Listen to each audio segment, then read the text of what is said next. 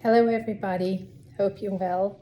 Just thought I'd post another update from the hospital. So I mentioned in my last post that the surgery took a bit longer than expected. It took 10 hours instead of the predicted 6 to 8.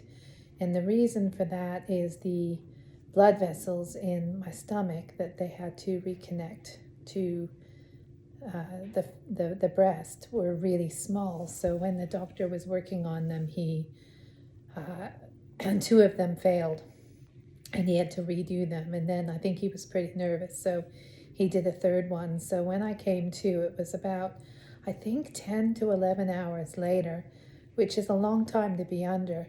And so that was an interesting experience. I was telling my husband and kids when I came to after the anesthesia, it's so funny, you must be hallucinating. And I thought I was running, and I was, running, and just someone was calling my name over and over again. And I remember just being there and saying to the ladies that were in the recovery room, I'm running. And then I was telling them that I was at this particular place that I run a little bit on the river walk between Toowong and the city. And I was saying, this is so strange that I'm at this place. And I was calling the ladies over to share this. And then later on that night, I was texting some pretty crazy stuff to Ash and the kids. So obviously that anesthesia is pretty serious stuff, but it's so crazy. Like, they put you out, and 2 seconds later, they bring you back. And it's actually 11 hours, but it feels like 2 seconds. And gosh, aren't we lucky to have modern medicine and all these things that help us out with the surgery. So that happened, and then they brought me up here to the recovery room.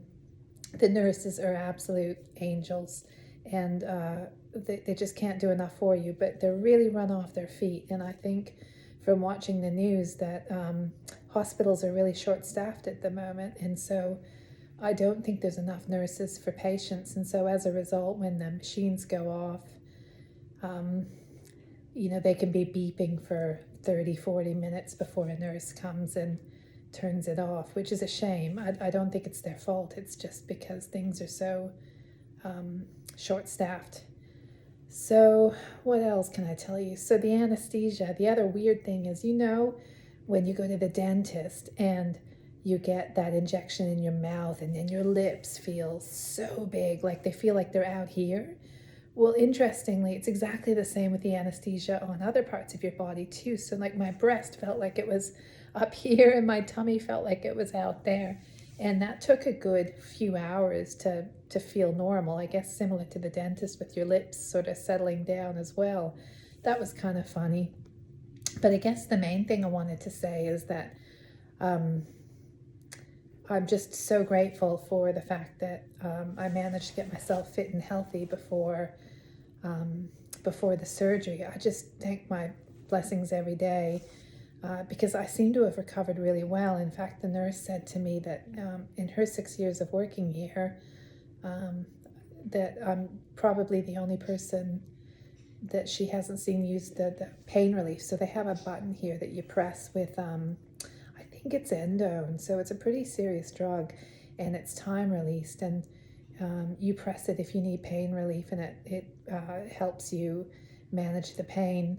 But I didn't use it, and I said to myself before I came in I wouldn't use it because I've got an addictive personality, and I really didn't want to use it. And if any of you guys have caught dope sick on Disney, you'll see why I feel that way. But in the end, I didn't feel that I needed it anyway. And the nurse was saying that she was really amazed at how I've been recovering so far. So on no pain relief, and then on the next day I was up and walking around. And today I've done a few laps. I think I've got maybe a few hundred steps. So I'm feeling really good, and I'm able to go to and from the bathroom.